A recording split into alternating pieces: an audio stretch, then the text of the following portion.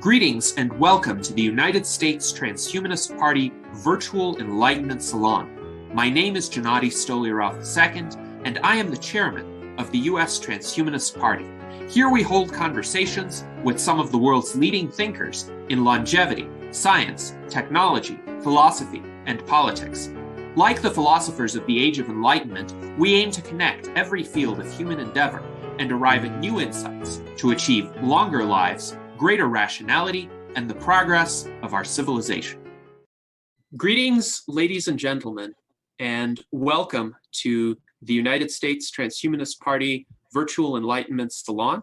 We will have our guest, Dr. Benjamin Rosman from the University of Witwatersrand in South Africa, as well as Singularity University, South Africa, give some remarks on the future of automation and the future of work. But first, I shall introduce our esteemed panel for today. We have our United States Transhumanist Party officers, our Secretary, Pavel Ilin, our Director of Visual Art, Ramon Garcia. We have our 2020 U.S. Presidential Candidate and Director of Marketing, Charlie Kam. So welcome to our U.S. Transhumanist Party officers. We also have a special guest, our U.S. Transhumanist Party ambassador in Spain, as well as our technology advisor, Dr. Jose Cordero. Welcome. We have Newton Lee, who is the chairman of the California Transhumanist Party and also the education and media advisor for the US Transhumanist Party. And from AFT Technoprog, our special guest, Didier Kernel.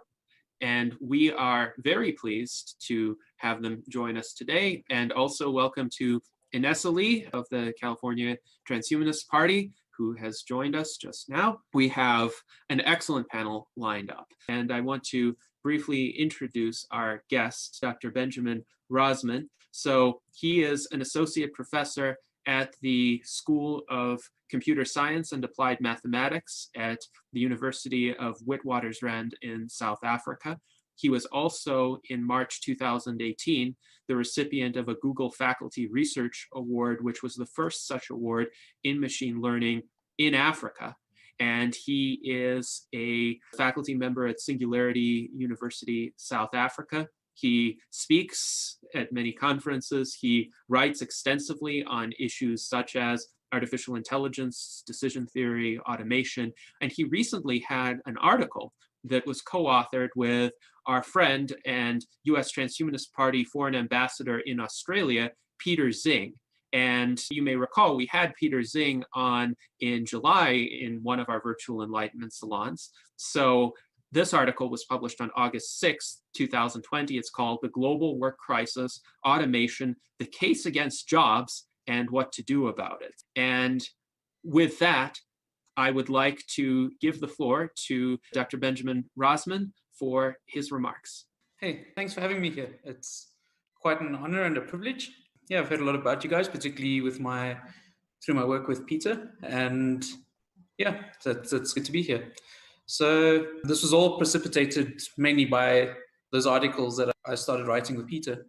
And so I think maybe just to kind of set the scene for that a little bit, I'll give a little bit of the background of the kind of work that I do. So in my kind of day job as an academic, I run a research lab, and our big focus there is on the intersection of machine learning and robotics. And that area of artificial intelligence is about autonomous decision making.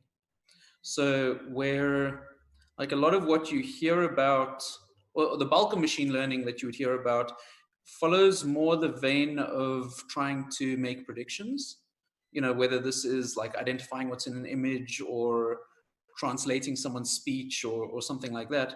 Really, the kinds of questions we care about are more about longer term decision making, right? So if you look at an image, you've got to make a decision, is there a cat or a dog in it or something, right? But that's fundamentally an uninteresting decision from the perspective of what we understand as humans, where if I'm trying to decide something, whether it's some important life decision or something as simple as turn left, turn right, drive straight, right? The important thing to think about there is these kind of long-term effects.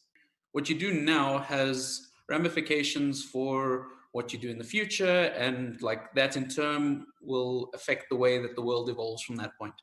So a lot of the work that we're interested in is really around that kind of space. So it involves what is done in the rest of machine learning about making predictions, but you do that towards the idea of making better decisions, which has all these interesting problems around, sometimes you need to do something which in the short term might seem suboptimal, but it puts you in a better position to get a better win in the long run. So with that kind of work that I do, and with all the talking I do, obviously I come up against questions around, jobs being automated away and that sort of thing, which is, I think, a very well-founded concern.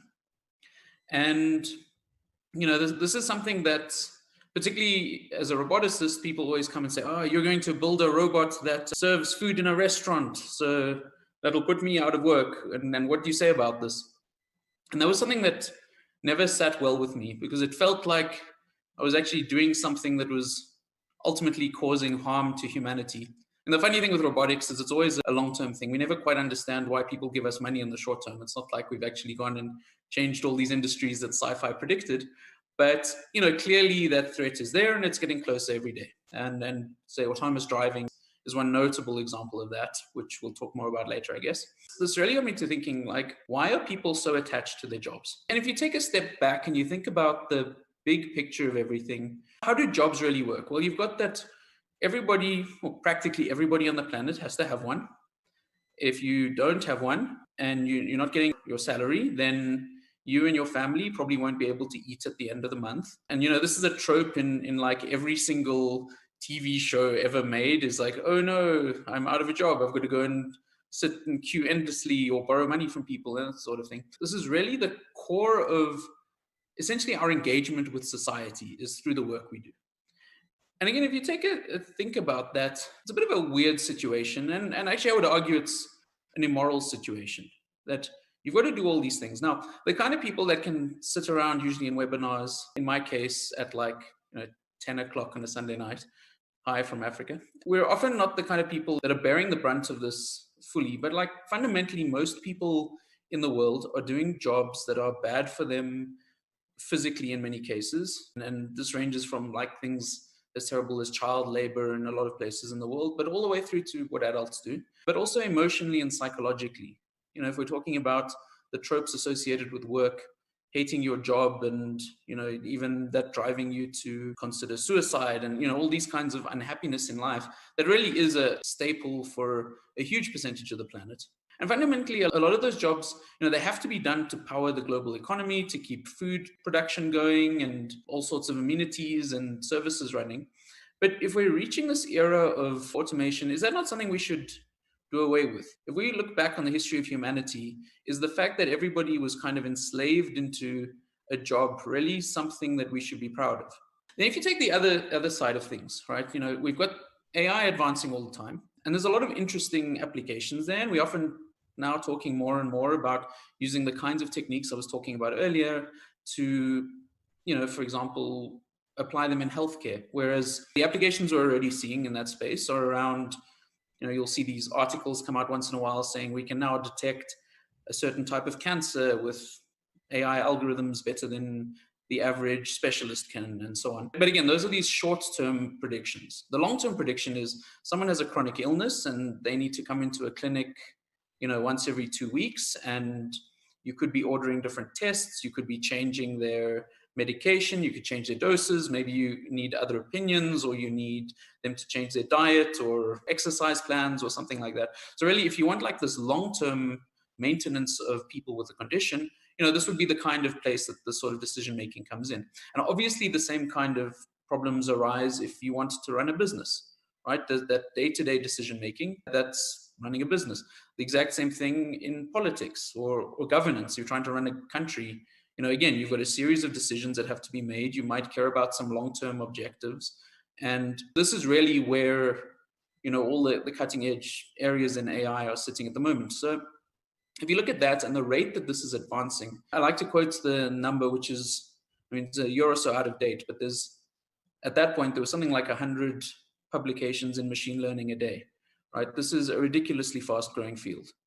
And if you take that and the speed of these developments, and the fact that actually if you own a company in basically any industry at this point, and you're not embracing AI, you're kind of losing the competitive advantage, right? So all the incentives are set up that you should be trying to automate as much as possible.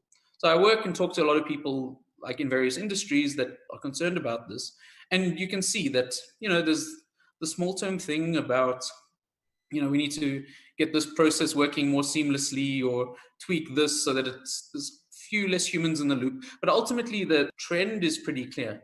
And then, I think there's this false narrative that you often hear from the big consulting companies, actually, which is for every one job automated away, you create 1.75 new jobs or something.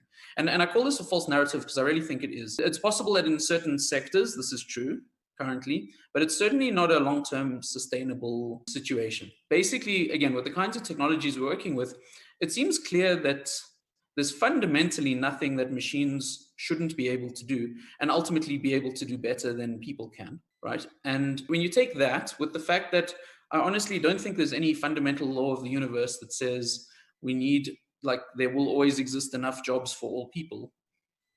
And certainly the kind of rate of improvements of AI is certainly not decreasing anytime soon. When you put these things together, it becomes clear that we're approaching a point where more and more jobs are going to be automated away. And this is actually a problem, right? So a lot of people, and I'm sure you guys are used to this, just dismiss these kinds of concerns as some far-fetched thing of the future that's like, I don't know, a few generations away's problem.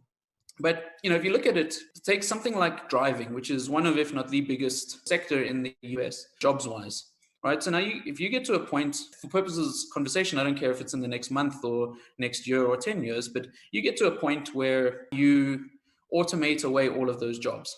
Now, arguably, at the point you can do it properly, you should probably ban people from driving. There's something like 1.2 million people die in road-related accidents every year, which is barbaric, and we shouldn't allow that. So if you can get rid of this risk or cut it down dramatically, that's obviously a thing you should be doing. But when you do that, you're putting all these people out of work.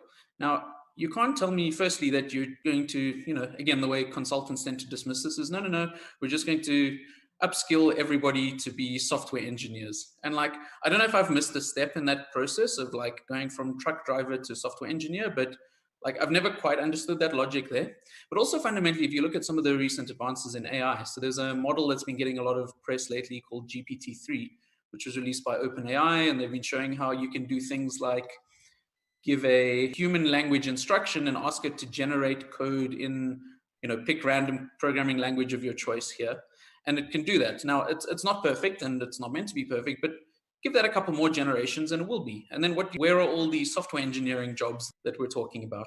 So, there's a problem on that side. So now if you've got this issue where you've suddenly got all of your drivers in the country put out of work because it's more dangerous and it costs lives, and then probably, company bottom lines will be affected by this as well. If you can drive more efficiently, you use less fuel and you can do longer stints without needing brakes and so on.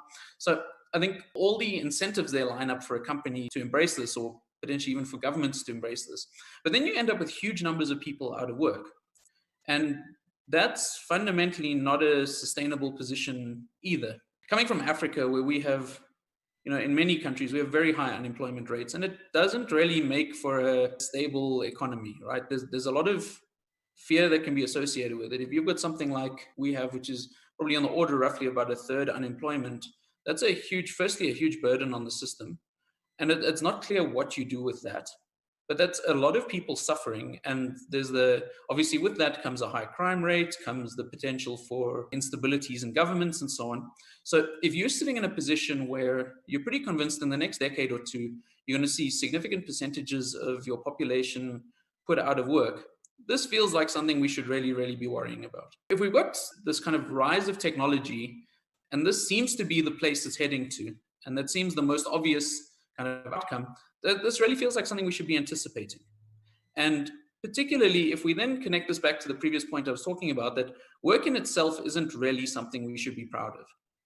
Right? The whole system that we have where people have to spend all their time doing work. The argument we've been crafting around this is, instead of saying like work is terrible, but we kind of ignore that because, that's never been a thing humanity's ever questioned since like the agricultural revolution. But we do have this big threat of automation coming that's going to like strip us of our jobs and everything. I think actually combining these to say, actually, we do have a problem and we have the means to do something about it. If we anticipate this and we start putting the right structures in place to deal with it, then we've got the potential to use it to our advantage. And then we should be encouraging the acceleration of automation type technologies because it's actually moving us closer to the endpoint we want to be in, rather than this terrible situation we're in at the moment where there's kind of an oncoming train and everyone's just choosing to look the other way and assume we'll have infinite jobs created forever. So with all these kind of pieces in play, the argument that Peter and I have been working on together is really about trying to embrace what society should be looking like and almost treating this as like an impending threat that's possibly not existential, although I think the argument could be made either way for it. But if we don't do anything about it, I think that's what's going to happen. So instead, we need to be actually embracing this. We need to say, okay, now we're moving towards a state where we're building AI systems that can take more and more jobs. And again, the way these things tend to work exponentially is the kind of thing that's easy for people to scoff at until an entire industry is put out of work. And so, how do we start essentially future-proofing ourselves against something that I don't believe is a very distant future? And I think that there's a lot of space and a lot of ideas here that get thrown around, but fundamentally the two big challenges, like when you talk to anybody about kind of automation of jobs as a good thing, the two big threats that people perceive, one is, but this is my livelihood. You can't take that away from me. How will I eat? And the second is more around human value, which I actually think is a much more profound and somewhat challenging problem to deal with. So on the former, I mean, I'm not an economist, but there's a lot of thought around UBI, which seems like the right kind of system to be building towards. There's a couple interesting caveats here. I'm sure everyone's familiar with UBI, Universal Basic Income, and the idea that basically you should be getting some sort of, essentially, some standard amount of money from the government. But what we're talking about in this scenario is slightly different. Let me take a step back. There's two cases one needs to think about. One is, what does like an end game look like? Where would we like to be? And the other question is like, how do we get there? This is obviously challenging, and I recognize that. And anybody who's tried to make any profound claims that society should change in some way knows that they're coming up against an immovable object or something. But where we'd like to be, I think, is a bit different from the standard UBI case, which is that typically it's funded by certain taxes. Now, the challenge is, if we're making the argument that fundamentally, in the longer term, there will probably be no jobs that humans are better at than machines. So if that's the case, then human work is the kind of suboptimal way of getting any task done. And I think this is why this kind of requires a bit of a rethink, because it's not like, okay, there'll be some jobs that exist and we can tax those people and use that to subsidize other people. I think fundamentally we want a system where nobody is actually obligated to work at all. And in fact, work doesn't even make sense in that context. That, doing something because it's adding value to an ecosystem is a bit strange when a machine can do it better. There's this aspect. And so, you've got to look at ways that UBI could be structured differently, possibly around some sort of value-added tax on purchases and so on. Actually, Peter and I are looking at the moment, organizing a hackathon to look at ways that this could be implemented. Then there's also the question of how to get there. And I think that involves questions around, starting to reduce work hours. And I think there's a lot of interesting opportunities that have come during this whole time of COVID, where you could look at, slowly scaling down, because we ultimately want to make a shift from where we are now to where we'd like to be. Anyway, those are all the kind of questions around the financial aspects. And there's also questions around value, which I think gets a lot more to the core of who we are as people. And this is an interesting thing, that if you talk to people, and almost ask someone to describe themselves, they'll usually say, well, so I'm an accountant at this company, and your job is so intrinsically tied to what you do for a living. And again, this is probably one of those things we've never stopped to look at and question and say, is that really healthy? Is this the way we should be defining ourselves? Because fundamentally, even if you really, really love your job, a decent sized chunk of it isn't something you'd probably want to be defining yourself as. So I think there's a broader question here around, how do we define ourselves in an absence of work? How do we give ourselves value in, or describe the value of ourselves. And I think there's a lot of aspects around this as well about what would you be doing if you didn't have to work. This doesn't necessarily mean you no longer get to do, if you have some aspect of your life you find very enjoyable, it's not saying you don't have to do this. It's just that doing this won't provide you any, financial gain in your life. So there's all the obvious things about, you spend more time with family, spend more time actually doing self-improvement and self-actualization, which again is something I think it's a separate conversation, but something people tend to not be very good at. But I think there are all these aspects. And, when you talk to people, you can drill down, and people do have things they actually want to do with their lives. And it's kind of daunting when you think about it at first of like, oh, yeah, what would I do with all these extra hours in my day? I'd probably go crazy and just binge watch Netflix all day or something. But like fundamentally, we've all got these passions that we usually put off because I could do that, but I need a bigger chunk of time. And so it gets pushed to the back of your list or the back of your mind or something. But, also because machines can do something and do it better than humans, it doesn't mean that it loses all value to us as well. For example, we've got chess playing computers and now Go playing computers and so on can beat the world's greatest players, but people still enjoy playing games of chess against each other, right? And so I think that there's this fundamental way we have to shift what we think about as the way we spend our time, the way we get value from that, and so on. And so this is actually one of the big challenges. And coupled with this again is we've got to look at the education system. So the response to this from most places, be it universities or policymakers, is okay, cool. The thing to do when jobs are getting automated, we've now got to teach everybody at school coding, which I think is a reasonable and useful thing to do for a variety of reasons. But as I mentioned earlier, that doesn't really get to the core of the problem because we could be just a few years out from never needing humans to code ever again, in which case that wasn't smart. And then are we always going to be playing catch up to fundamentally, again, what I would argue is that there's no job that ultimately a human could do better than a machine. And so my argument here would be we've also got to think about education. And probably what we're missing is the fact that nobody can answer this question about value in life. It means that these are things we should be thinking about from a school level, like teaching kids to actually think about their place in the world and value, and how do they value themselves, and how do other people value themselves, and how should you interact with each other, and what are like good principles for building community and building relationships and that sort of thing. And fundamentally, like when you view it in that light, it's kind of like, yeah, obviously we should be doing this, but clearly we're not, because people are so incapable of answering this question of what gives you value in life, and doing so in a way that's not intrinsically tied to work. So the kind of last point here is that in further reflection, if you look at something like the UN's Sustainable Development Goals, actually, Peter and I reckon that a lot of those and the problems that arise actually come from work itself. If you could implement this kind of system, you would do away with, and when I say this kind of system, it's not like we have this exactly worked out as yet, but if you could address this issue, that really basically gives you a handle on a lot of the fundamental problems of poverty, of food security, of equality, and so on. And if you've got this view that some people are just born luckier than others, and that gives you all the advantages you need in life, like again, that's not the kind of thing we should be like proud of as a species. And the problem there, again, you can trace back to work, right? That's the thing that magnifies any small difference in your genetics or your upbringing. If you're lucky enough that it can get you into a good job and you can earn enough money, then you've got the freedom and the liberty to kind of play whatever games you want in the world, kind of based on the amount of money you're earning. But most people aren't lucky in that way. And so if we're fundamentally pushing the bar on who is lucky, that's going to become a smaller and smaller group that ultimately disappears as automation increases. And so regardless of where you are on that spectrum, this should be a primary aim, is to move to a point where work isn't the be all and end all. And we've got to structure society in such a way that that's true, and that we can actually flourish as a species, regardless of what's happening in the world of technology or in the country that you are, whether you can get employment or not.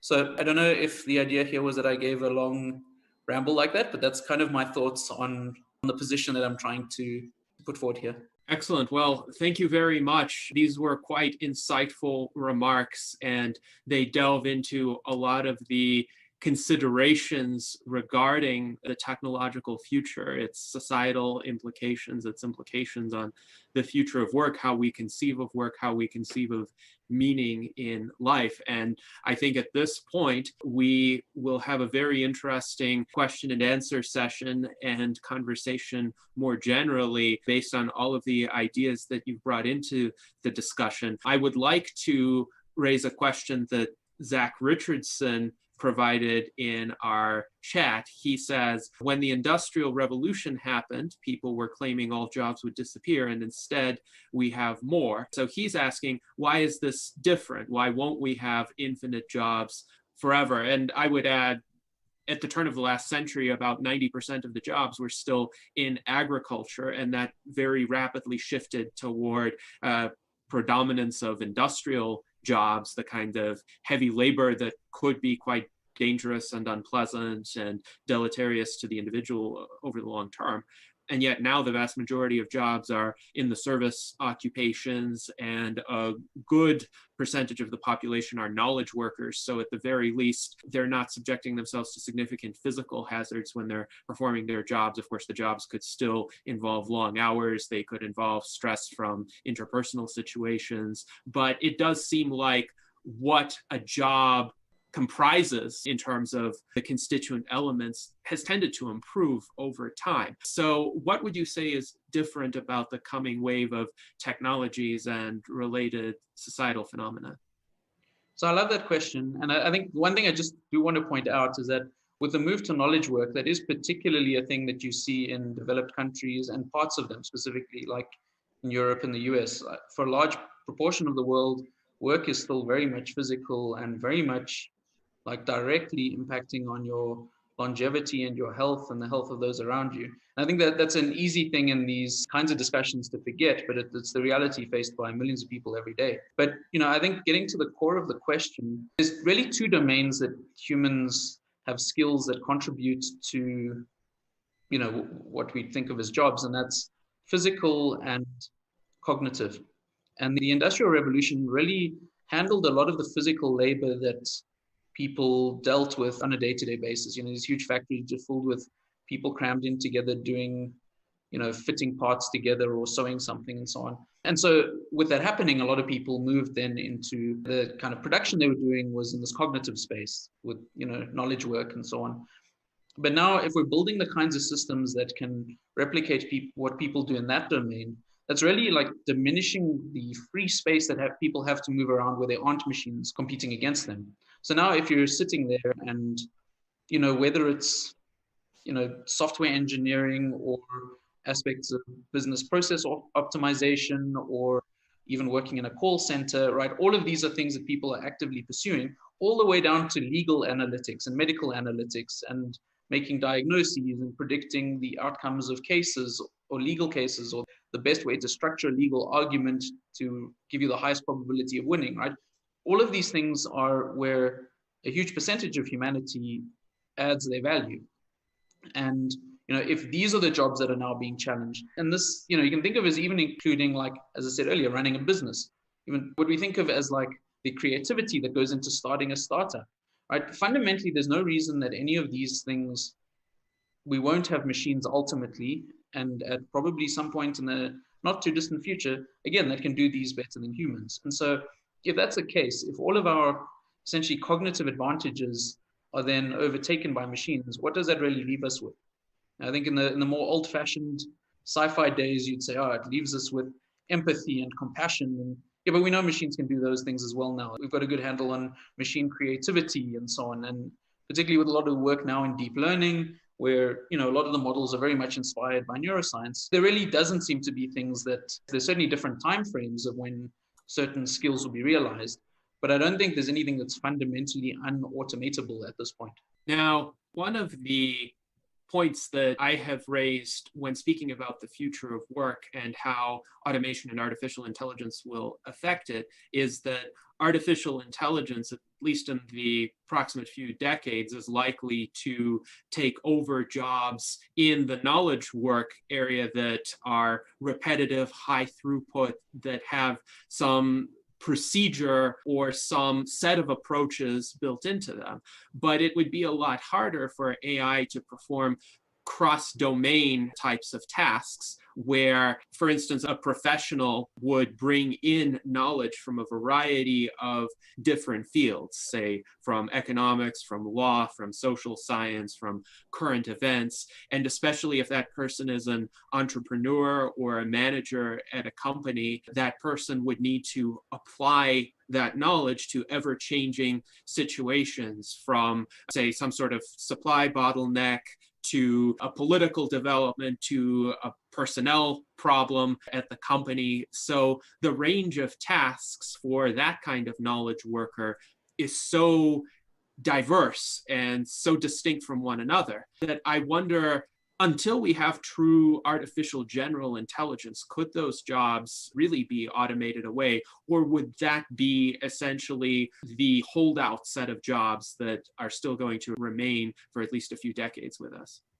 So that's very interesting, because if you look at kind of traditionally how machine learning works, the things that we know how to automate is anything where it's reasonably easy to get a large data set or to build a simulator.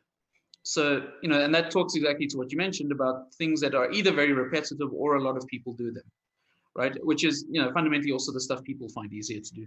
And so there is a lot of work at the moment on trying to figure out, okay, can I even learn how to build these simulators in an automated way? So if there's some problem that it's difficult for humans to build this thing, can we get machines to do it? That's one area that people are working on at the moment, because as I said, the one thing would be to actually learn from data, but the other aspect would be this kind of applying creativity thing that we do, which is, this cross-domain thing where this is kind of like something else, which has given me experience in an indirect kind of way. But now there's also a lot of research being done, again, into these kinds of decision-making systems in what they call zero or few-shot learning, which is, sometimes you will never have seen that problem before and you need to come up with a solution to it. And this is almost what, in some limited context, that model I mentioned earlier, GPT-3, is capable of doing. You can give it an instruction that, it's never seen before, but it's trawled enough of the web and it's built complex enough models that it can pass what you want, and you can give it some instructions never seen before and it will figure out what you wanted out of it. Again, it's not perfect, but it gives us a reasonable indication of where things are going, probably in the reasonably near future. And so I think these kinds of less well-defined problems where, you think, how does a human solve a problem, the first time you start a company and you don't have any experience doing this before, and, surely there's some aspect of luck, but then you also kind of randomly feel your way correctly through a few big decisions and that sort of thing, right? So replicating that kind of skill is difficult, and that's really where a lot of interesting cutting-edge research is at the moment. But yeah, that's certainly going to be the more holdouts. But I don't think those jobs are immune from automation by any means. I think it's just a more difficult research problem to get to them. So you think fundamentally there will be a time when there could be a company, an actual multi-million-dollar company, where the middle manager could be an AI system, and the AI system will decide what tasks to assign to the workers, probably many of whom will be AI systems, what supplies to get, how to manage company policy, how to respond to regulatory issues that arise, all of those different aspects. Yeah, absolutely. I think that's completely inevitable. And in fact, people always like to think, well, if you've got that, then you just have a very small management board at the top that make these very high level decisions, and then it's automation all the way down. But fundamentally, I don't even think that board is necessary. I don't think there's any reason why in the long term a company needs to have even a CEO in it. And I think this is what I would argue is a bit different from a lot of people who talk in this space, that they give this idea that there would ultimately just be some very small percentage of people on the planet that own all these companies. But again, if your AI systems are smart enough to be able to manage an entire multinational company, I don't think it needs the person on the top. And so, fundamentally, I think this is where this shift is required, because fundamentally, these are all just the same kind of long-term decision-making problems, right? So if you distinguish what happens if you're making these kinds of business decisions as the CEO versus as middle management, versus actually the long-term decision-making you make step by step as you're walking around day to day and putting your sandwiches together and getting into your car and driving somewhere. Fundamentally, those are all the same kind of decision-making problems. The only thing that's different is the amount of experience you have and how easy it is to gather that data. And so from a kind of technical perspective, if you can solve one of these convincingly, there's no reason you can't solve the others almost immediately. Mm-hmm. So the technology for automation gives us a lot of power already. Now the question is acceptance, right? Because if you look at the medical expert systems, they are actually better in diagnosing and recommending solutions than medical doctors themselves. But patients, well, as well as some doctors, are reluctant to use it. Why? Because, you know, in medical science, you like to understand the patient from a human point of view, right? People don't want to be touched by machines making decisions for 100% decisions. They want a human being. They want a human doctor who can tell you what to do because he or she is also human. That's the human touch that's missing right now from automation. Now, when you're talking about jobs, it's interesting because I was looking up the surveys. 85% of people hate their jobs. That's a lot. Okay. A lot. In fact, yeah. In fact, just you can ask anybody, right? If you win a lotto, $100 million, are you going back to work? Most people say, no way. I'm retiring, right? Why? That means they don't really love the jobs. Now we have teachers, we have doctors or nurses who will say, yes, I'm going back to work tomorrow, even if I have won a lotto. In fact, that has been the case. They're going back to work because they love to take care of the patients. They love to help people. Right? Mother Teresa will continue to work in the field, helping people. Doesn't matter she has no money or she has been or she were a billionaire. Right? It makes absolutely no difference. So the question is, why do people have to work? Well, it's because they have to make money. They have to buy a house, they have to buy a car, they have to take care of the kids, they have to get go on a nice vacation, whatever, right? Whatever they do. That's not a bad thing, right? There's all good things that we can do. And then some people want to work so that they can make donations to their favorite charities, right? They can rescue dogs and cats from the street. If they don't have money, they cannot even help to rescue dogs and cats from the street. So there are many good reasons. There are many, maybe selfless reasons. There are also selfish reasons, all kinds of reasons why people have to work. Now, automation, it's going to change a lot, right? For example, you mentioned about software engineering, right? Of course, software engineers are great. They program computers, they program the robots to do things for us. But in 2015, Google, Adobe, and MIT researchers, they came together and decided to, well, Photoshop, everybody uses Photoshop. And you want to add features to Photoshop. You want to make sure that you don't introduce bugs to the new features. So they create a software program that can program Photoshop. Okay, so essentially you're correct. All software developers can be replaced by an AI, super intelligence software, because they can create software better than we do. So and those software can run for run a company, like the CEO of company or CFO, taking care of all the accounting and so on and so forth. In fact, we're already using AI in stock market, right? Automated stock, all kinds of things that they do with stocks. We're using AI already in insurance, right? Who can get insurance and why and for how much premium and things like that. So a lot of decision-making systems is already in place, including the military, by the way. So it's kind of scary because the decision, whether to make a life or death decision, people don't want to give that to a machine, and yet they are using machines and AI to help with a lot of decision making.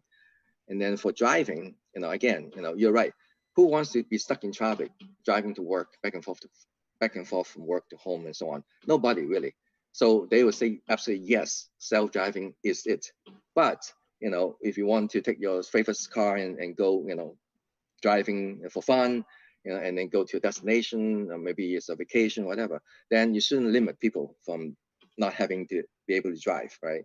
So what I'm saying is that you're right. I mean, what is work and what is play? Maybe the solution, the idea is that work should be play. If work is play, if work is helping other people, then work is not really work. A job is not a job. It's actually a job is your what's it so called? It's a calling in life. If your calling is to become a medical doctor, that's a job. but it's not really a job. Yeah. It's your calling, right? If your calling is to become preacher, to spread, love, God is love, and so on, that's not a job either. That's the calling. You want to, create more love in the world, right? So I think if you are really passionate about making music, for example, that's not a job. Your life calling is to be a musician, is to make people happy, right? So these are the things I believe will be like a Star Trek universe. You join the Star Trek because you want to explore the universe, not because you need to make money. Okay, so that's the kind of utopia that we're aiming for, and automation is obviously the mechanism to achieve that kind of future. Because without automation, we have to work hard in the field, trying to get potatoes off the off the ground, and we have to do all this and that. We have no time to write a book. We have no time to make music, right? So we need automation for sure to do everything for us. Running companies, I mean, yes, if you really excited about running a company, you should go ahead and do it. But if you don't, if all you care about is the product that helps people, then you don't need to run a company. You just use AI to run a company for you. You just have to come up with the product that people need, something like that. So I think, everything put together in place. If you think of automation, artificial intelligence, work, play, having more time to write music, to write a book, a novel, having more time to spend with your family, your grandchildren, and do something nice to other people, go to church, things like that. I think, again, if you think about AI, though, AI can do that too, but do they find it enjoyable? I'm not sure. Okay, people find things enjoyable because we're human beings. Machines are robots. I don't think they'll enjoy, doing things per se. Maybe in the future, yes, maybe they will. But for now, they're here to serve a purpose. The purpose can be really complicated, like running a multi-billion-dollar company, or very simple, just play chess. Okay, so. Yeah. I mean, I completely agree. And I think that there's a lot to unpack there as well. Thanks for the comments. I'll try and not forget any of them. But I think to start off, I think I see no reason why machines wouldn't ultimately enjoy these things. That's certainly much further off than what I'm talking about at the moment. So let's leave that one aside for now. But I agree, there's a lot of people that enjoy what they're doing, get meaning out of what they're doing. A nurse, for example, and clearly not all of them, but a large number. And so the point isn't that like they shouldn't be doing this thing that gives them meaning. It's just that shouldn't be tied to their livelihood. And I think that what's really criminal is that I've got no idea what the numbers are, but I'm sure a huge percentage of the population globally don't have those passions or don't have the time to commit to those passions because they've got to do something they really don't care for because, that's the thing that makes them money. Maybe they love music, but they're never going to earn enough doing it to be able to support themselves and their families.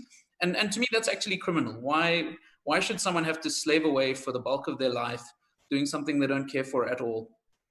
When they do have things that they would rather be doing. So I completely agree with you. And I would fully advocate that anyone who gets value out of the thing they currently do for a living, you should still be able to do that. It just shouldn't be tied to your financial well-being. So I think that's an important thing. The other thing was you were talking about kind of the way that these get adopted. And I think that's going to vary dramatically in different fields.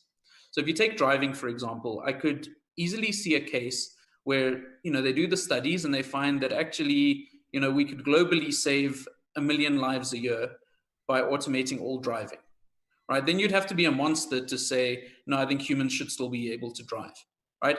I think that there'd probably be a big industry in going to buy huge tracts of land and collecting a bunch of cars, and people would come over weekends or whenever and pay you a lot of money to drive around. Like, I'm pretty sure that kind of thing will exist in the future.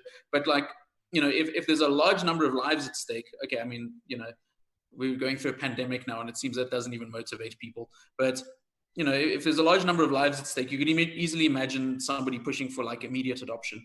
I think the reality is in many industries that it'll be a much more gradual thing. So if you look at, any kind of corporate industry, the company is heavily incentivized to automate. If it's going to save them money and improve productivity, they're going to have to automate. I can't see, depending on at the moment we're going through and will be going through a difficult economic time, you're in that case, maybe you're going to have large numbers of layoffs. But I think in general, it will probably be, jobs get automated, and just when people retire, they're just not replaced. And you'll find that over a longer period of time, you just got a smaller and smaller percentage of the population employed. But there's other ways that I could imagine these kinds of things happening. So, for example, you gave the example of the medical diagnosis. Now, I could imagine with, take the US, for example, where, there's, I don't know the numbers, but a large number of lawsuits against doctors every year, right? A huge number of these things. Now, you could imagine like somebody saying, actually, we've got a very good diagnostic system in radiology. And now, as a way to protect you against litigation, maybe when you're discussing this case with that patient, you've also got to get the opinion of the AI, and you note in your notes what the AI's opinion was and why you agreed or disagreed with it. So the human's still giving the diagnosis to the patient, but maybe for legal reasons they've got to back up that the AI said it was X and I agreed, and that's what I spoke to the patient about. Right? Now, this again seems like the kind of thing that could be implemented overnight. That's going to save people a lot of money. That's probably going to reduce the number of faults or misdiagnoses. And actually, I think most patients and doctors would be okay with that. The problem is then a little bit down the line, you say, okay, then why do we need 10 radiologists at this hospital and not one? Right? If they don't need to spend all that time doing the diagnosis, they just check over what the machine's done, and they have, instead of having an hour meeting with this patient, they meet them for 15 minutes, and they can fit 4 times the patients in. And, we've got a higher success rate since the system was implemented. And I think with these kinds of gradual, like introductions of these systems, you'll see that unemployment starts climbing in a way that we don't really know how to deal with. If we just treat it in the more traditional setting of like, well, we'll just put pressure on the universities to offer more programs in whatever the cutting edge stuff is these days. But I don't think that's going to scale at all. And I think we're going to keep having these problems. I don't know if I got all your questions there, but yeah, so. It's a very good point. Yeah, I love teaching, and I've been teaching for more than 20 years, both part-time, full-time, in between. So whenever I teach computer science, artificial intelligence, and video games. But when I'm teaching the kids, young minds, I always talk about philosophy, even religion, all kinds of things, because I ask them, why are you studying computer science? Are you using it to do good, for humanity? Are you going to help people using IT, or are you going to become a criminal, become a cyber criminal, trying to steal money from the banks, hack into people's accounts, things like that. So you see, there's always in the technology, you can use it for the good or also for the bad.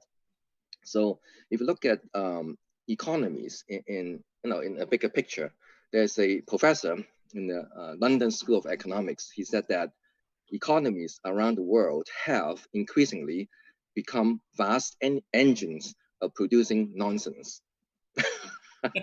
So basically, there are a lot of products out there that are just nonsense, right? Yeah, people are spending so much money and energy and creativity, so to speak, on creating apps that nobody wants, creating mobile games that make a lot of money, but who cares, right? I mean, so can we use the same talent, the resources and the money to create something more useful, like how to, protect the environment, how to, give us a better life, rather than just, you know what I mean? Rather than just making money for the sake of making money. Instead, we should use the money to actually produce some goods that are really helping humanity.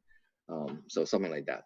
I mean, I would think of that as like an orthogonal issue, that, if you get a lot of enjoyment in your life out of creating or playing silly games, then okay, cool. If that's your top priority, I don't think everybody needs to be. I mean, it'd be great, but I don't think we need to mandate that everybody's trying to do things to better humanity. But certainly, you would find orders of magnitude more people doing that if you freed them up from the nonsense they were doing on a day-to-day basis that they had to do sitting behind a desk, filling in TPS reports or something.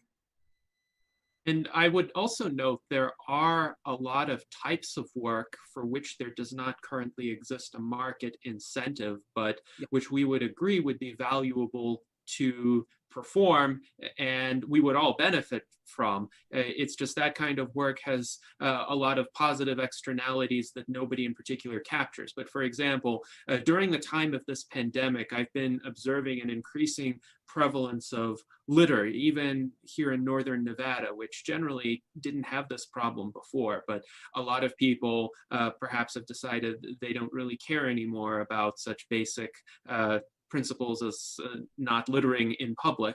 So when I run outside, I see this litter, it's unseemly. I don't want to touch it because who knows what sorts of pathogens it might contain. But nonetheless, it would have been nice if there were a program to clean up this litter. And at least in the short term, it could give employment to a lot of people. In the long term, I would hope robots can perform that kind of work. But I wonder, in cases where economic motives, commercial motives drive the adoption of AI, might there still be aspects of work that aren't being done because the market isn't fulfilling those needs, but perhaps there could be certain public programs that would actually hire people to go out and clean up litter? Or as another example, we have tremendous forest fires right now in the western United States. And a lot of that arises from the fact that there's a lot of dead, dry brush in the woods in California. So many people who are unemployed would probably be happy to be paid, say, $20 an hour to join crews that go into these forests and clear the dry brush, and that would reduce the wildfire risk. Do you see that potential mode of employment continuing indefinitely if there's public policy that facilitates the funding for it?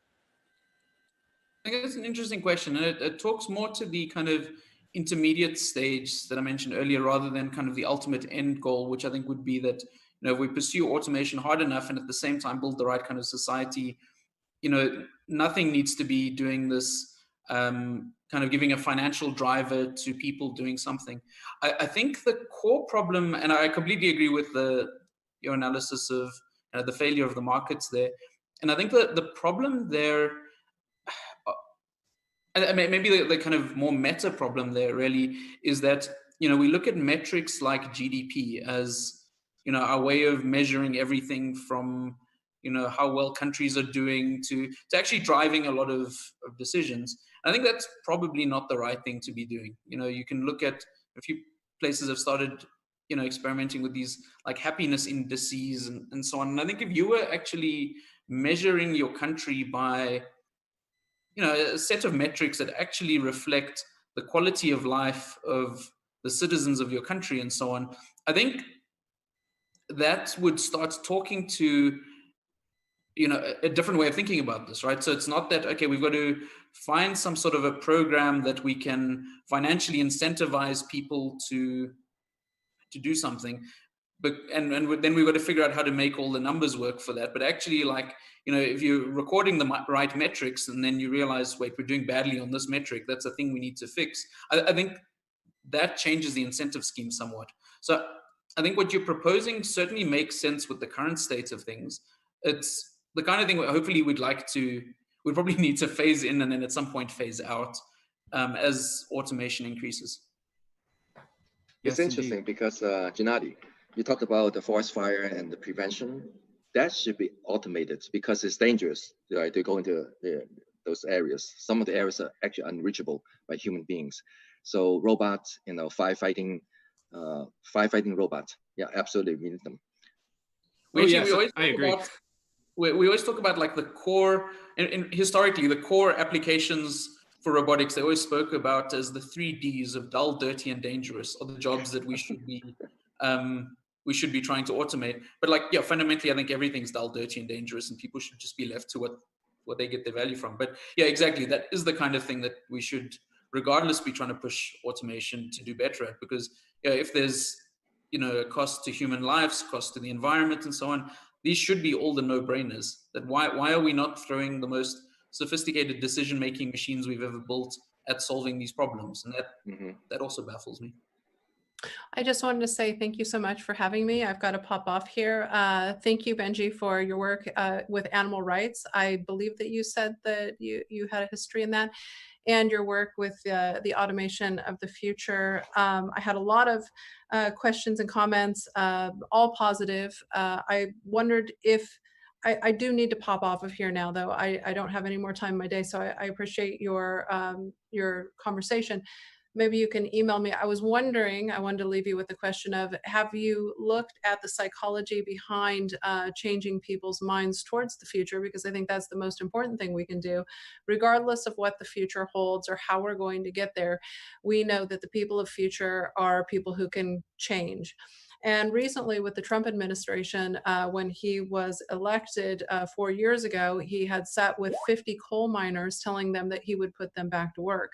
We know that both mining coal is detrimental to the environment, it's detrimental to human health, and it clearly bases us into a psychology mold of people that are having more problem with change. So quickly, could you summarize how we can mobilize people psychologically for change instead of having them make great leaps that might in fact terrify them more? How can we look at societies that are still developing, that are not in the have not really strongly entered industrialization, look at the mindset that moves people towards that and the incentives that move towards that, and how can we then create flexibility of mind for people in today's modern industrialized countries?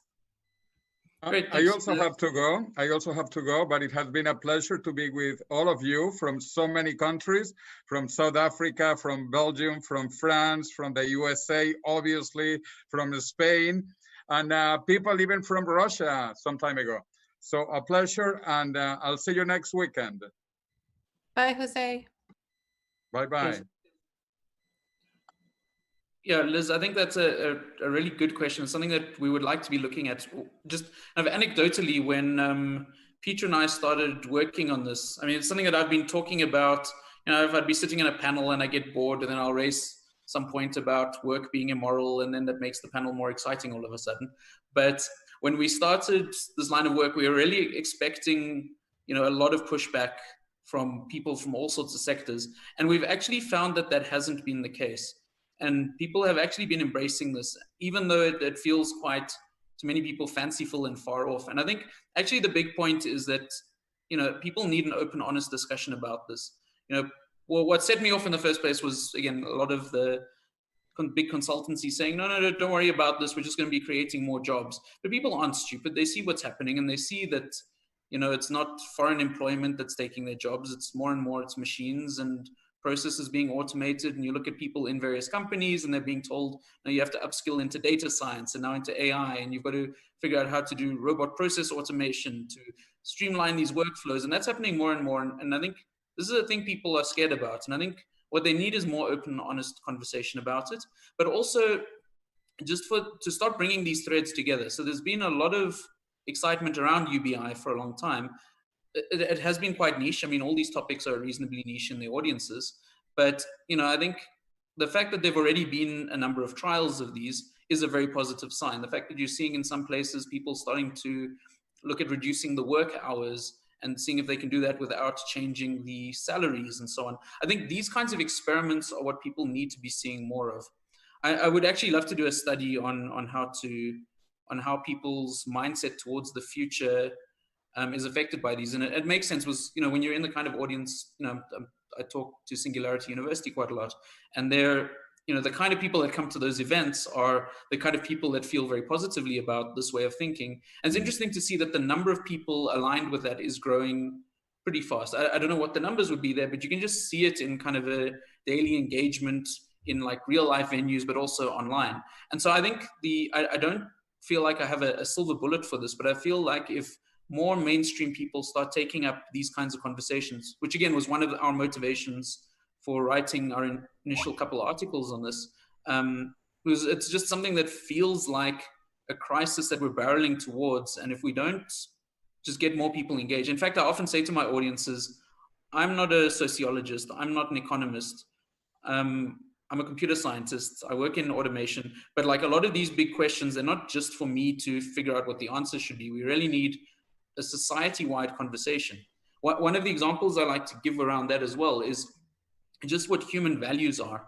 So I'm sure you're all familiar with the trolley problem from philosophy of, there's a train going down a track and it's going to hit and kill 5 people, but you can change the track that it's on, then it's guaranteed to hit and kill 1 person. What's the right thing to do? With the idea being that should you be trying to minimize the loss of life, but also in this case, you're directly responsible for the decision that was made and so on. And so there was a project out of MIT called The Moral Machine. So there's a website where it goes and gives you a bunch of these random scenarios. So it says like, okay, would you rather your train or your car hit and kill 2 old ladies and 3 children, or 5 cats and a young person who also happens to be a bank robber, right? And it gives you these like random scenarios and to see what you would choose. And then they give this, and you can go and have a look there and see what the statistics are. And turns out, like wherever you look in the world, there's very different values. So I think in the UK, there's a preference for like a general society-wide preference for saving individuals who physically fit. Whereas if you look at, say, Nigeria, for example, there's a societal preference for saving high net worth individuals. And the interesting point to me there was, if you look on a country by country basis, there's different values. And so again, I think just leaving this to like some people in the tech sector who honestly aren't trained in ethics and aren't trained in like, the way that societies interact with each other and so on. I think it's wrong to just be relying on that sector and kind of closing our eyes and saying like, oh, they'll figure it out eventually. We really want more people engaged in this conversation. We need to push that these kinds of conversations become more mainstream over time. Right. I'd like to add that pop culture, right? Like movies, for example, make a huge difference. TV shows and movies, because in old days we had Star Trek from the 60s. It actually put that space exploration in front of everyday people, the whole country, in fact the whole world. And then of course we need leadership, right? JFK actually led the NASA to go to the moon. Without him, without the push, that would never happen, right? So we need strong leadership. That's why we want to elect transhumanists to the governments around the world. And also we need pop culture, make more movies, write more books, more novels. Gennady has a novel, Sodan has a novel. We need more novels. We need movies. We need Harry Potter kind of things that talk about transhumanism. And that will change people's mind. Really. Definitely. Yeah. In fact, I had a suggestion to Gennady about writing a novel. He brought in this proposition earlier, I remember. So Gennady, have you considered? Well, perhaps at some point when I'm not as immersed in transhumanist politics and the day-to-day management of that, I could consider it. Another project I could consider as an expansion of my book, Death is Wrong, with more recent developments, more illustrations, more facts about advancements in the science of longevity, but we shall see. I am quite fond of philosophical deliberations regarding these kinds of questions, these kinds of dilemmas, and my philosophical position has always been there's always some third way, or more likely a million third ways, that eliminate the need to sacrifice anybody to save anybody else. So this trolley problem, it really is quite fanciful in the circumstances that have to transpire in order for people to be tied to both tracks, for the trolley to be unstoppable altogether or incapable of being derailed somehow, or that there would be an impossibility of some sort of rock or other obstruction being placed in the way. And I'm thinking also of how this would apply to autonomous vehicles. I know a lot of deliberations have taken place about this. What happens if there is a situation where the driver might die or a passenger might die? And clearly there are accidents where people die, and there will probably be accidents where people die involving autonomous vehicles. Thus far, any accidents of this sort were the result of human error. Even the infamous incident where an Uber vehicle ran over the indigent woman in Tempe, Arizona, that was a situation where Uber chose to disable the automated braking capabilities and the safety driver was not paying attention. So we haven't had a clear instance where the autonomous vehicle ever decided intentionally, per the system's programming, to collide with a human. And I really think it should be possible to program a system to avoid doing that intentionally. There could still be some sort of glitch. There could still be some environmental problem that the system could not overcome, of course, but there's enough flexibility in terms of real world action that you can always avoid intentionally sacrificing somebody. And I wonder what your thoughts on that are, Dr. Rosman. So actually, a few things on that. Firstly, I thought it was amusing that you said, you know, you'll do the thing that you really want to do, which is write the book when you're not tied to all the automatable, bureaucratic and admin stuff. That was a nice point. But yeah, I think the points that I mean, obviously the point I raised with the trolley problem was just, in that case, just to show that the values of society aren't consistent. And I think this is an interesting point, because I agree, like the exact setting of that is somewhat artificial. But if you think, you know, there's always going to be a case where there's a trade-off. You know, I mean, let's just say, you know, just something simpler. How do I trade off speed versus driving more environmentally friendly, right?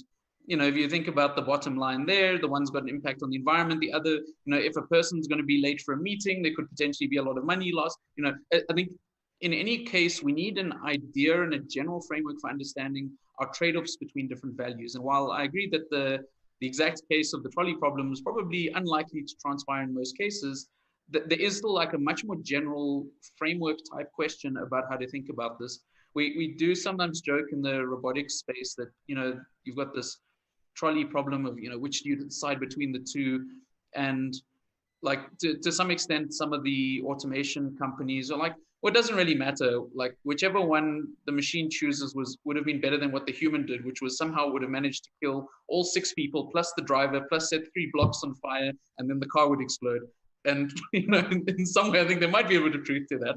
But, you know, fundamentally, I think there are these deeper questions about our explicit values, which we never really list explicitly, of like A is more important than B by this much. You know, we don't have a good grasp on that, which, again, moving forward, we probably should. Yes, indeed. So now let's open up the floor to any other questions or comments. Yeah. I got to say, it's a pleasure listening to Benjamin or Dr. Rosman talk. I agree with everything he said, as might be expected for anybody who knows me. I do think that we'll be able to replace everything that humans do, even emotions, even creativity. I think that's all coming. And the idea of these things coming is also coming pretty soon, because I think we are on an exponential growth rate here, as is something that's talked about a lot at Singularity University and Ray Kurzweil in his books. In fact, it was something that was brought up by one of our most famous economists of the modern times, John Maynard Keynes, who was the founder of Keynesian economics. In 1930, he said that in about 100 years, there'd be so much automation that we wouldn't necessarily have to define ourselves by our jobs. And he looked at that as a great time. But what he probably didn't think about, or maybe he did, but was something else that really hasn't been talked about a lot here, but is that this automation that's coming in the AI and the robotics, it's not going to be an us against them thing. It's going to be something that humans are going to want to merge with. We always want to better ourselves. So I think that's going to be one of the answers to the question about, are we going to be left behind? I don't think that's going to be the case. As you can see, companies that are already maybe in their nascent stages, but like Elon Musk with Neuralink.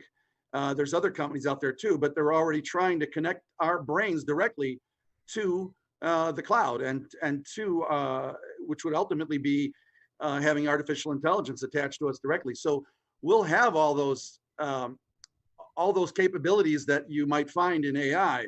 So I see this as a huge transformation of society, goes way beyond even some of the stuff we were discussing, because you got to look at us as becoming different too. So, you know, when we talk about what are we going to do, I think we're going to be well, let's just be conservative, 1,000 times smarter than we are now. And we're going to have all those things accessible to us, not to mention virtual reality worlds where we can go in there, much like we talked about Star Trek, right? Where we can go to the holodeck. So you're going to have all sorts of amazing things coming, and humans are going to be transforming. And, you know, I think Benjamin mentioned it's way down the road, but again, we're at an exponential growth rate. So way down the road may only be 20 years, 20, 30, you know, the singularity is supposed to happen in 2045. So it's quite possible that we'll see huge, huge transformations coming quickly. And another thing, you know, when you said about the idea that they asked people about these changes that were coming in, and a huge percentage were okay with it. We have to look at this generationally too, because a lot of young people are used to fast changes and technology, disrupting technology. You know, they get a new iPhone and they're used to it. You know, it's the older generation that is a little bit more reserved about it, but young generations are the ones that are coming, and they're adept at the idea of like transformation and change. They're used to it and they expect it, and it is coming. So I just think that we have to take into consideration the transformation of humans themselves with regard to the merging of these technologies, because that's a big factor that's going to change our outlook. So there will be all sorts of amazing new things that we probably aren't even thinking about right now, just because it's hard to comprehend until we get there. So it's exciting, but I really appreciate you being on today. It's just fascinating to listen to this. Thanks so much. And I completely agree with you. And I think for me, actually, the big threat is the rate of change. That if we can anticipate it and we can get society ready for it, I think it'll be fantastic. But I think if we kind of ignore it and it ends up blindsiding us, which, I mean, when I say blindsiding us, I think many people will be anticipating it. But if governments and society itself isn't set up for it, as I say, I think if you suddenly wake up one morning and you've got an increase in like 20% unemployment rate, I think that could effectively put an end to all the exponential growth for a very long time. And I think that's, you know, I honestly see, sorry? It might speed it up. You know, it might speed it up, right? Because that's what happened with COVID in a sense. You know, we're getting to vaccines at an exponential rate. I mean, normally these vaccines should have been taking years, according to all the scientists that do vaccine work. But they're saying, well, we're working, you know, because of the crisis. It shows that when we work together, in fact, Peter Diamandis was the one who said, he says, watch, we're gonna science, excuse my, I don't want to say French, excuse my English here. He says, we're gonna science the shit out of this. What he meant, of course, was that all the scientists in the world and in the countries, since we all have a vested interest in this, we're all gonna get together, and sure enough, that's kind of what's happening. So yeah, I think you're right about the concern, but I do think it might, you know, might help bring this all together. But I think there's two notable differences to the COVID situation. So the one there is that people have an expectation that this is a short-term problem. You know, whether even if it amounts to being 2 years that it's really affecting us.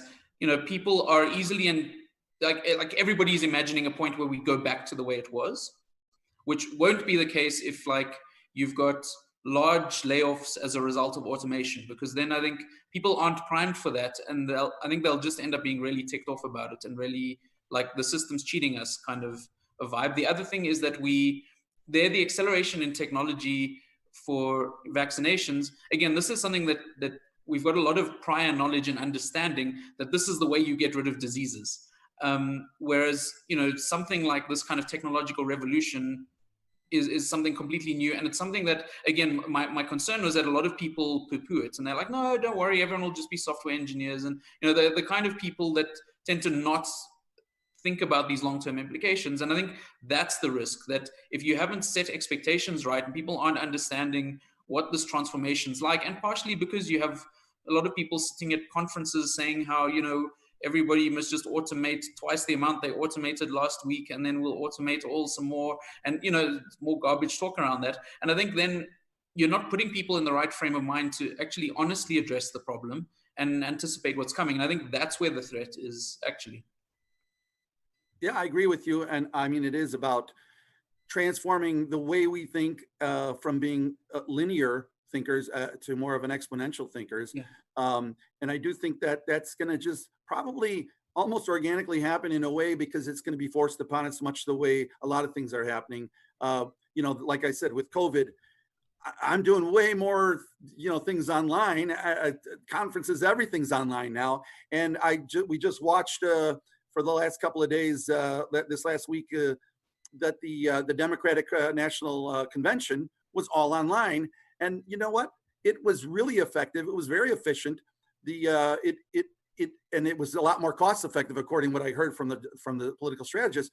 I don't think we're going back. I think people think they're going to go back, but I think there's going to be a lot of transformations that are going to change here. I do think we're going to be finding cost effectively. It's a lot better to do things online that we didn't expect to do. And I think it accelerated because of this. But you're right. I mean, people need to start to think about that, and they need to be prepared for it. But that's why I also think, you know, the idea of getting our brains attached to the internet is a good thing, because it's going to make us smarter. We'll have access to information a lot faster, which is what everybody wants. I mean, historically speaking, we didn't want to keep our computers on our desktops at home, so we invented laptops to bring them with us. And then we had to have them even more convenient. So now they're just pocket sized, right? Pretty soon we're going to want them in our heads, so we don't even have to deal with that. And that's going to transform us in ways there's where the singularity is going to come. But when we do transform and we have, say, nanobots glommed onto our neurons, and we start to think thousands of times faster, well, all sorts of transformations are going to occur, because communicating by way of vocal cords is going to be a bottleneck, excuse the slight pun. So, you know, we're going to want to be able to start to just communicate to our fellow cyborgs around the world. And again, this isn't 100 years down the road. If Kurzweil's correct, and I tend to believe that he is, these are all coming pretty soon. So you're right. People need to start to, that's part of why we exist as the USTP. I mean, we want to be able to have representatives that can be out there and talking about these things to the people. I think one of the other things about COVID that happened that's important, if you've noticed, when this crisis really came to the forefront of everybody's attention in the media and on newscasts, and then the president was going to have his daily talk or his weekly talk about this.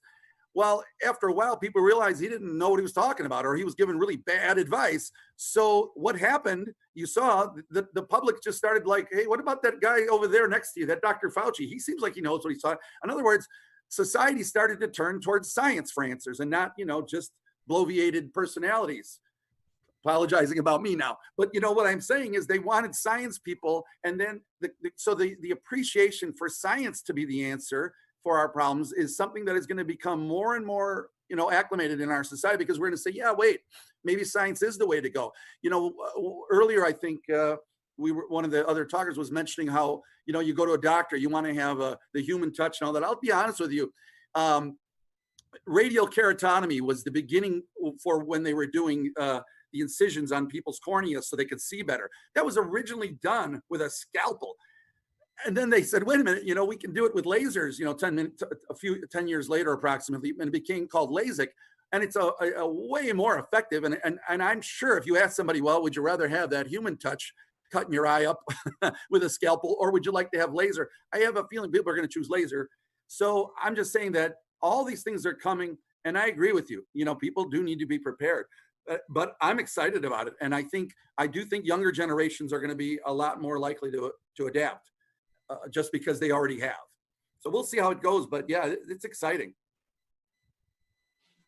Yes, and Charlie, you make good points here, including about the generational differences.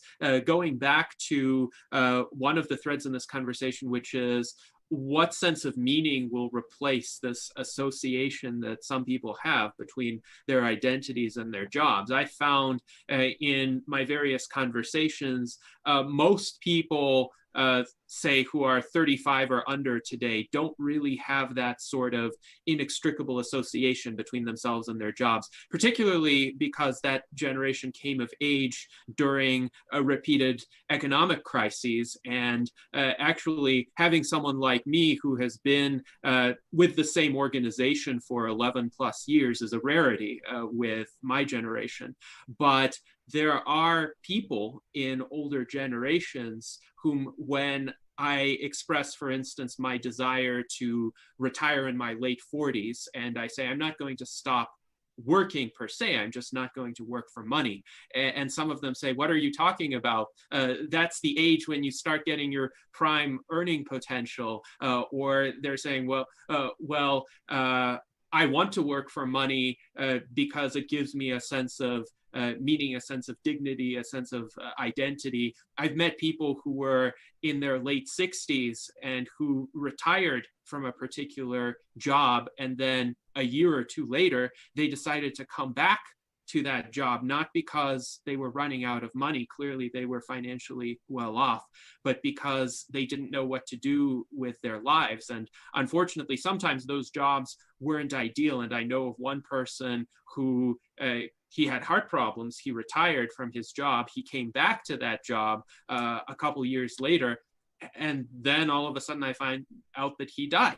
And clearly the job didn't kill him, but probably it wasn't the best life experience for him to spend the last few years of his life in that sort of situation. So I wonder what could be done to shift that sense of meaning in people, to get rid of this association of one's core self with a particular place of employment or a particular career, a particular set of tasks that one does, and regain more of that multifaceted, more flexible sense of a human being is capable of many different pursuits. And there needs to be a kind of stable core of values, ideas, preferences, but not just what do you do for 8 hours a day every day.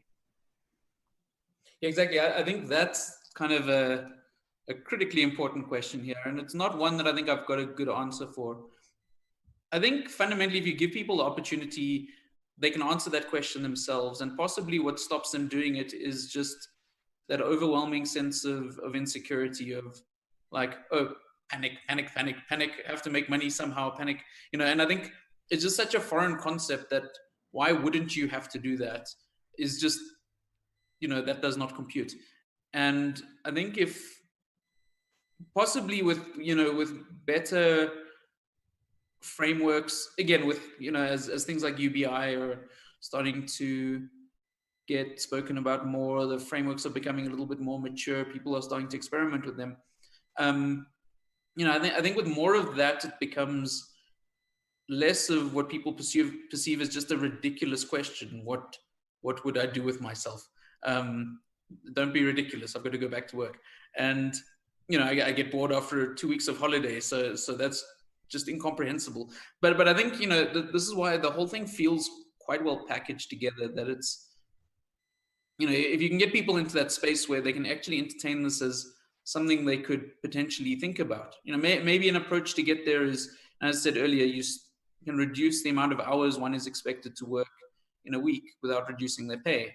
Maybe you can slowly start reducing the retirement age. Again, you can't just do this in any of these things in isolation, because that ends up just putting people in more difficult positions. But if you kind of had it with the right kind of policies in place, that, at some point people are thinking, hang on, I can now retire at 50. All right, I've got to start thinking about that from an earlier age. What would I do with, what now might ultimately be the other half of my life, or something like that? And so I think people are capable of answering these questions themselves. I just think they're never put in a position where it makes sense to ask it. And fundamentally, these are things that, as I said, should be discussed at even a school level, that people should start thinking about what is meaning in my own life from very early on. This should never be a thing that's a difficult question to answer, but unfortunately for probably almost everyone, if someone asks it to you, it's a bit taken off back foot, and you got to think about it for a while. Even if you're in the space of thinking about this kind of thing. And I think maybe it's just more about normalizing that is a reasonable question to be asking. In fact, it's the kind of thing you should be asking yourself. You know, you deserve to be asking, what would I actually like to be doing with my life, rather than what have circumstances pushed me into that I have to do in my life because I don't really have an option. Yes, indeed. Can I say a few things? Yes, please. Yes. So thank you for all these interesting discussions. It's quite interesting. I have three or four remarks or questions. So maybe the first one. At this moment, the best robot in the world is still not able to open a door, to go up the stairs and to take a glass of water like a child of 3 years old, 3 years old child.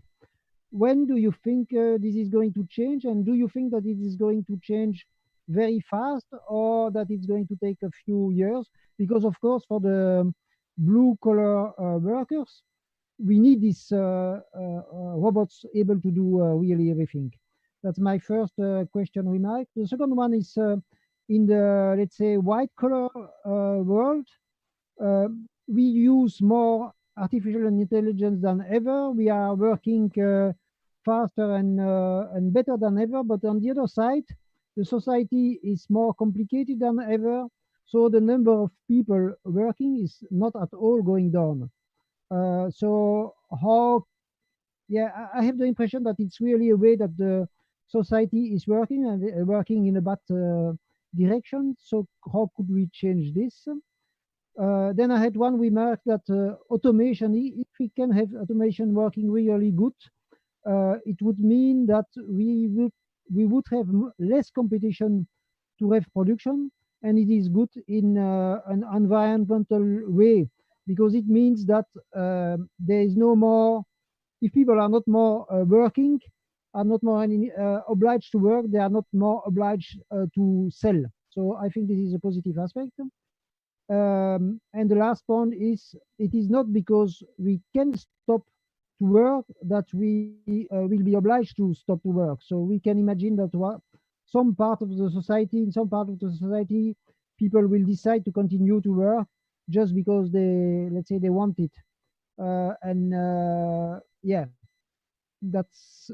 Do you think that it's going, that this is a possibility or not? So these are the four remarks or questions.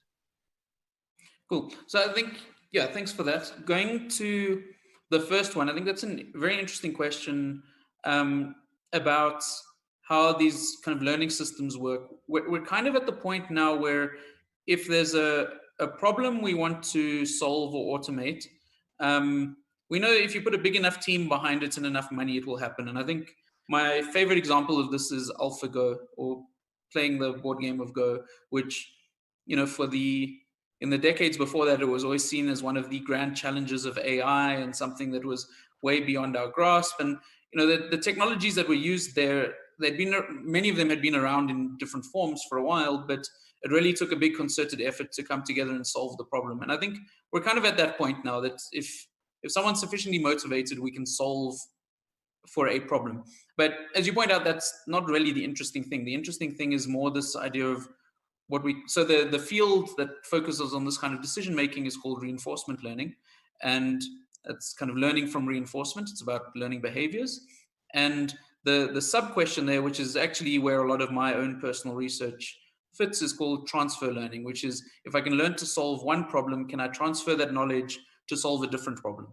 And this has been a trend. This was something that there were a few of us working in this space for a while, but really in the last not even 2 years, this has become a major research theme. So there's a lot of work now in saying, can I get my intelligent agent, whatever it might be? So typically not so much on robots yet. This is sitting more in the kind of algorithmic space at this point. But if it can learn to solve one problem, can I then leverage that to solve problem number 2 faster? And then ultimately, if I've solved n problems, I should be able to solve problem n+1 really quickly, based on the work I've done previously. And so, like, even in the kind of work we're doing in our lab, we've come up, just as one example, with a theoretical model that allows you, if you've solved n problems before, you for free are able to solve effectively a super exponential number of problems based on those initial n that you've solved. So there's now a big drive in the research agenda to get into this, and that's where you're going to start seeing these more general purpose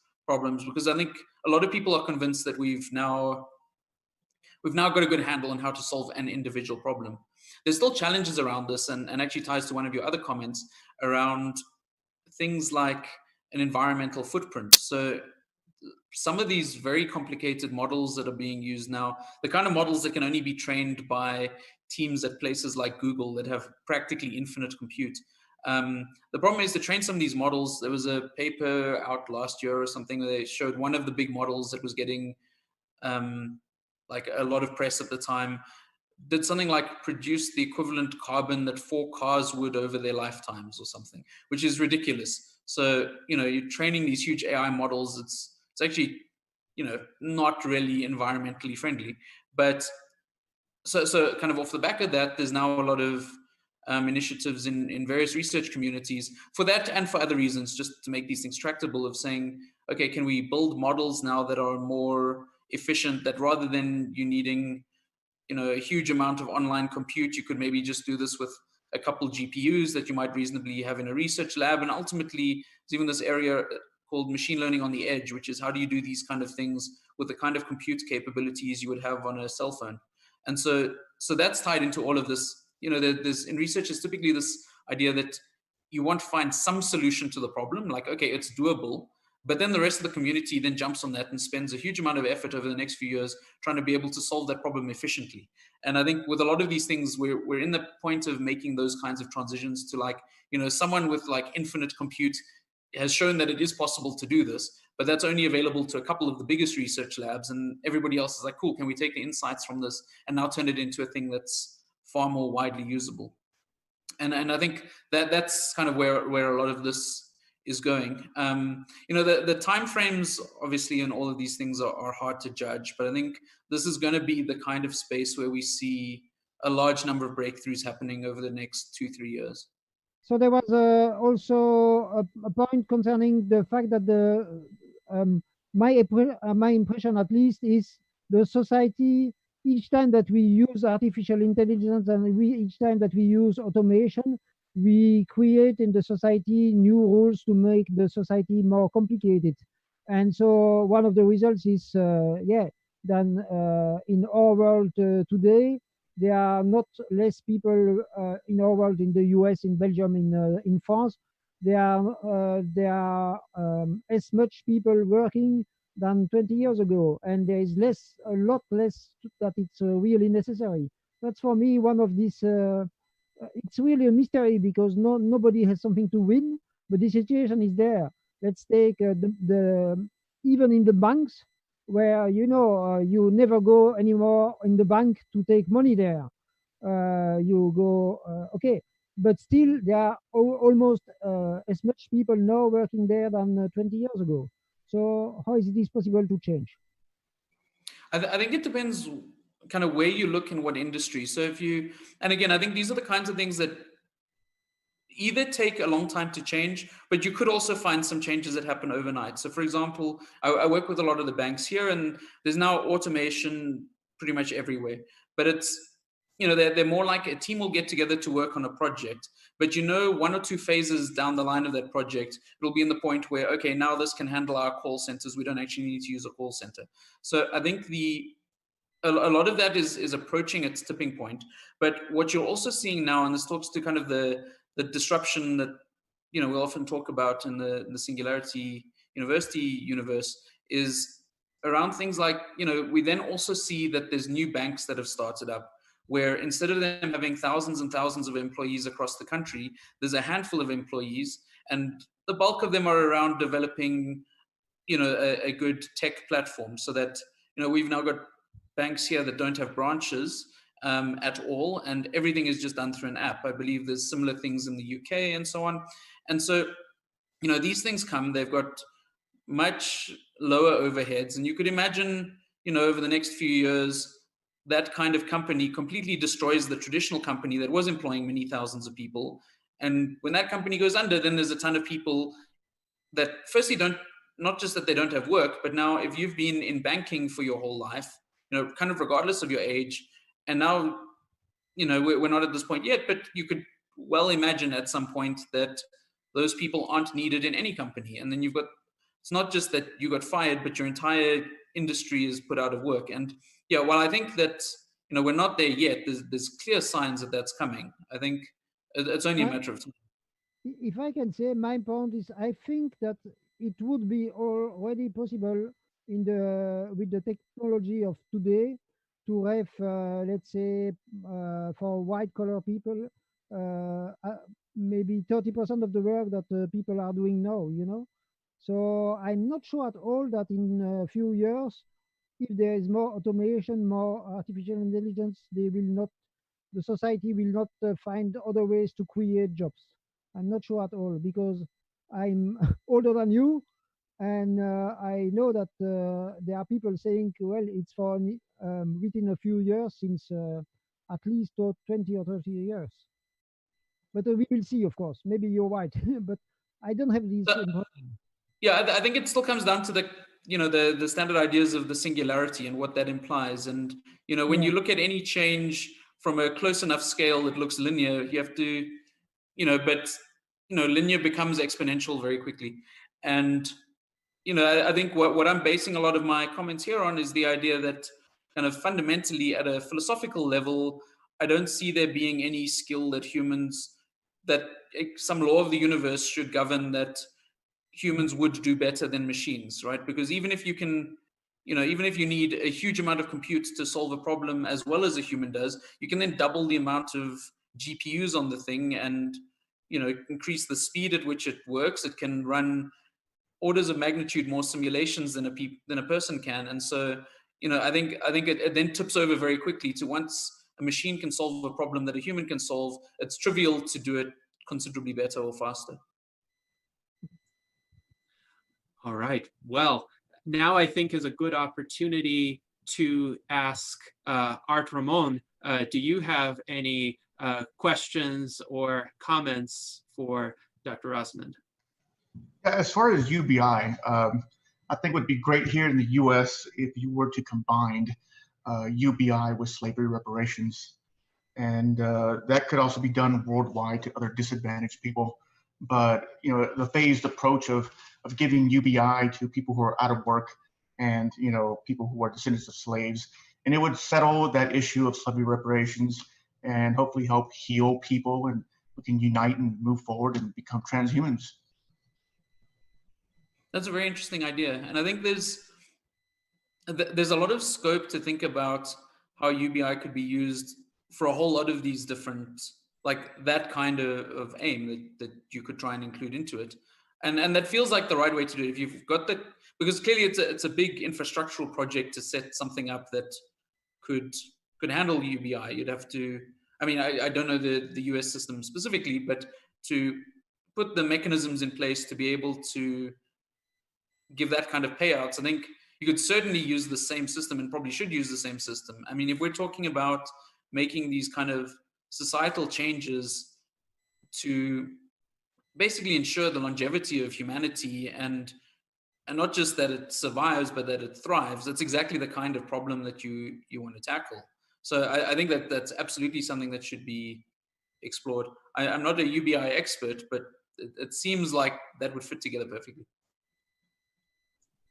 One of the innovations that the US Transhumanist Party is advocating for in the realm of UBI is essentially a tax-free universal basic income, where we don't have to raise taxes on any segment of the population to fund it, because we could fund it through a federal land dividend, where essentially the United States has vast amounts of unused federally owned land, and that could be leased to private corporations with some environmental stipulations, and the proceeds from those leases could be used to pay a universal basic income. There could be some variation perhaps in how much a given individual might receive as compared to another, though that would complicate the system, of course. The advantage of a pure UBI is that everyone gets the same amount no matter who they are, and that forms that kind of basic floor. But one could consider, for instance, what if one involves, say, Native American reservations in the mix and makes an offer to a Native American tribal leadership saying, well, if you allow your land to be leased for this purpose, then your tribe is going to get something extra for that in addition to the UBI. That could be another way of looking at it. But we are all about considering win-win solutions. So how do we get to the point where we facilitate universal prosperity, and if somebody is disadvantaged, we facilitate getting that person up to a level where there are no impediments to that person's opportunities, but at the same time, how do we do that without depriving somebody else of something? So that, I think, is an area where automation can play a tremendous role, because automation increases the size of the pie for everybody, potentially. And actually does it in an interesting way, because, you know, if you're effectively your taxable base, you know, based on what I've been talking about here, would be decreasing. You want to find a way that UBI still becomes sustainable, even if you were to ultimately end up at a point where nobody's doing work that could be taxed. Yes, indeed. I think that's an interesting technical challenge. Absolutely. And I think there are some countries that may have an easier time with it, countries that are resource rich. For instance, Norway, in part, has already been able to fund a lot of its social services, not out of tax revenue, but out of oil revenue. And of course, we're seeing a boom in the United Arab Emirates, for the same reason. I know they're trying to diversify their economic base, but a lot of their initial prosperity was made possible due to oil revenues. So I think that's something. I think that's something for a lot of countries to consider. How can they harness their natural resources in order to provide this level of economic security for their populations going forward? So now let us go to Pavel. Pavel, do you have any questions, comments for Dr. Rosman? Sure. I have a, oh, first, Benjamin, thank you so much for coming in. It's an honor to have you here. I have a cultural and technical question. First, the cultural. I think it was asked in many forms, but I will try. In different cultures, there's different concept of work. And for example, in Russia, everyone considers the work as necessary evil. I think it's because the heritage of the Soviet Union, where everyone was mandated to work. And but in US, work considered as a privilege. And even if you working for minimum wage, which is not really pay all the bills, you still have to be grateful that you have this job. And the question, I think here we face the similar problem as with aging. We challenge the ethical system which was in place since Neolithic revolution, and the question is, how can we override it to, like, ethics would match technological development? And the second technical questions, it's about AGI and machine learning. You know, there's a big hype about GPT-3 and how magical it is, how, I don't know, it can write almost like a very good looking scientific papers, like it can write code. I read the blog post by Ben Gersel about GPT-3 and how it's not really related to AGI. He said that GPT-3 lack of symbolic grounding, which means it's not it's failed to connect general to the particular. And it's funny, they give GPT-3 a simple algorithmic problem, something like reverse the array of numbers, and it fails to do that because it fails to understand the problem. So what do you think about architecture of the AGI, and can modern machine learning lead us to AGI, or we need a completely different architecture? Well, that's a great question. And obviously, I think if we knew the answer, it would be worth a lot of money. So okay, just going to the first one, just kind of the cultural perceptions of work. I mean, to some extent, I think those are just the different stories we tell each other in different parts of the world to motivate people to work, because it's inherently a thing that people kind of deep down know that they don't want to be doing and shouldn't be doing. As for changing the perceptions, I think, again, this is the very hard question, and it's just going to require more discussions around the point and more of a front that people see it as actually a feasible possible future, rather than something that's off the back of sci-fi, which I think is how most people view these kinds of philosophical discussions that come out of tech in any way. So I think that really is the big challenge in that space. Moving to the technical one, I mean, yeah, so there's obviously a lot of questions with something like GPT-3. So, there's a lot of hype and it can do a lot of cool stuff, but obviously it is very limited. And there's, with these kinds of very complex neural nets, it's not even always clear exactly. I mean, most of the time, it's very hard to see exactly what it has learned. And there's some discussion around that. I mean, at a technical level, a model with that many like free parameters in it, effectively, to some extent, it can do a lot of memorization, and it's hard to tease apart, like, what has actually been learned above there. I think, there's a lot of different schools of thought of what these systems are actually missing. The challenge is always that we don't have good metrics for when we've hit the right thing. It's that kind of elephant test of we'll know it when we see it. And I think that's quite it's quite difficult to make progress with something like AI research when you don't really know exactly how to characterize the kind of the end game. My personal feeling is that there's probably several different routes one could take to get to AGI. There's certainly enough evidence that, well, there is evidence that, there's a single learning, there's the single learning rule hypothesis, which is that, the entirety of the brain uses the same learning rule throughout it. And that seems to be suggestive of like things like neural nets being the way to go. But then, a lot of people push back and say the way that we train neural networks are completely biologically implausible, or they're very bad abstractions of what happens biologically. So there's a few schools of thought.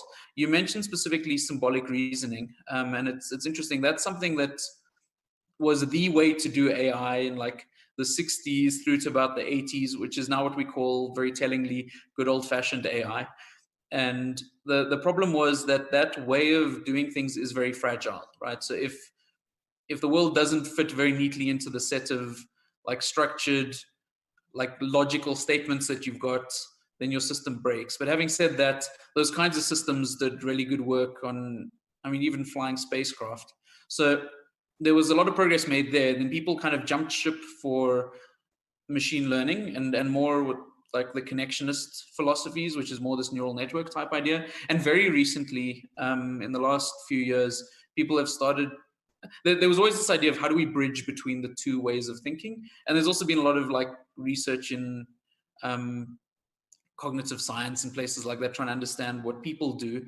And so now that like people are exploring quite actively again, and including some of the work we're doing, different ways of bridging the gaps, because it feels like, I find it hard to figure out exactly where like this could be happening in the brain, but it's clear that having these more abstract, more symbolic ways of reasoning are useful for a couple of ways. One, in terms of long-term reasoning, effectively, this is where, if you've got a very limited working memory, you can only store a few concepts in your working memory at once. This is why in certain cultures it makes sense to have, however many words for snow, or however many words for different kinds of greens or something, because you don't want to say, well, it's that kind of snow that it's dangerous to be outside, but afterwards it's very good to go fishing, right? That just wastes your entire like working memory. You can't hold more complicated thoughts in memory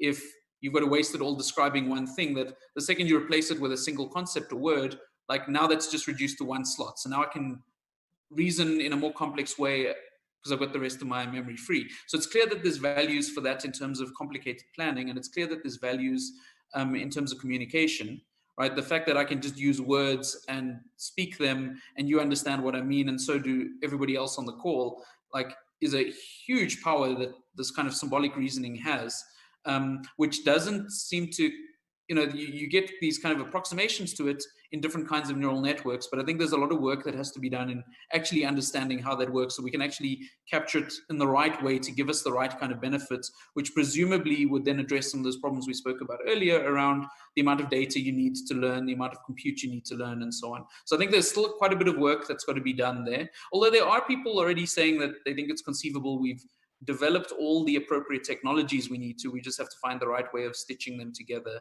I'm not quite sure where I stand on that. I feel like there's still some breakthroughs that have to happen, but I can't imagine there's too many of them. All right. So now we've come to a point in our conversation where I understand it's almost midnight in South Africa. So I'm going to ask each of our remaining U.S. Transhumanist Party officers to provide their closing statements regarding any aspect of the salon today that they would like to comment on further. And then afterward, as is our custom, we will have our guests provide the last word. So Dr. Rosman, think about how you want to conclude this extensive experimental virtual Enlightenment Salon. But for now, let's go to Charlie Kam. Yeah, and again, thank you so much, Benjamin, for this really great talk. I think what I'd like to address a little bit was the UBI thing that we've been talking about just now. Another thing that I bring up often when people talk about UBI, it's debated that it's very expensive, and that's one of the reasons people can be against it. But automation is coming, and there is going to be also this economy of abundance as we can mass produce things. And the other thing that is happening, and it's going to be refined even more and more, are 3D printers and molecular manufacturing devices.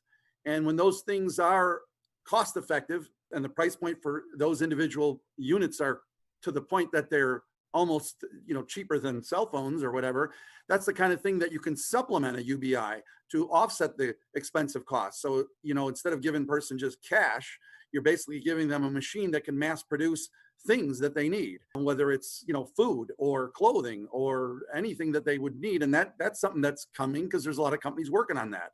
And that'll get refined, and it'll be to the point that it'll really help our economy in amazing ways. And it's also happening for housing. There are companies that are building homes for just a few $1,000s, and there are 3-bedroom homes, and it's pretty amazing that it's happening, and it's happening worldwide. So technology will offset a lot of the costs on these things. And I think that's an important aspect that has to be addressed. So when we discuss all of these new ideas, it's really tricky because we're just mere humans. We don't have the AGI in our heads yet, but it's hard. We have to grasp and we have to wrap our heads around all of the different variables and aspects that are out there because they're all important. That's where we need AI to kind of assimilate all this and put it out there for us, because those are the kind of things that are going to help transform society. And we really have to pay attention to all of them at the same time as they progress so we can implement them quickly. I think if you want to get people's mindset about not having to work, look at what we do now. When a person, you tell them, hey, we got some new technology, so, we're going to give you a raise. We're going to give you a raise, and you don't have to work as long this week. You only have to work 3 days. You have to use what people are used to in their way of thinking. And the raise wouldn't necessarily come from the company. It could be from the government if we have UBI. So there's all sorts of ways to approach it, as long as it's about, everything comes down to marketing, right? So that's kind of what it is. But again, it's kind of what the USTP's platform is about UBI. And as Gennady pointed out, the federal land dividends, but in the future, there will be the supplementing by way of refined 3D printers and molecular manufacturing devices. So I just wanted to leave with that. But again, thank you for that great talk today, Benjamin. Yes, indeed.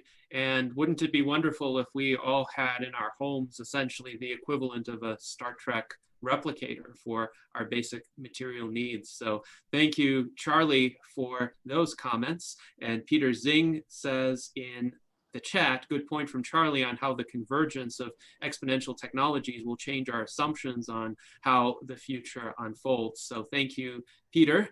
And now let's go to Art Ramon for his closing remarks. As far as UBI, I'm hoping that a lot of the funding is going to come from resources from the moon, like helium-3, which is supposedly a great power source. So yeah, we got to get those robotic systems up on the moon mining for helium-3 so they could pay for our UBI, because I want to quit working and just do art full time. So, but thank you for coming, Ben, and giving us your insight. Thank you. Yes, and this is a good point because it speaks to the convergence of emerging technologies. This is why the US Transhumanist Party advances technological progress in all areas, not just in one area, because we see the potential for future synergies. So with space colonization, we could get resources brought back to Earth that could indeed elevate the standard of living for humans and make UBI programs more feasible from a resource standpoint. So I'm glad that you brought that into the conversation.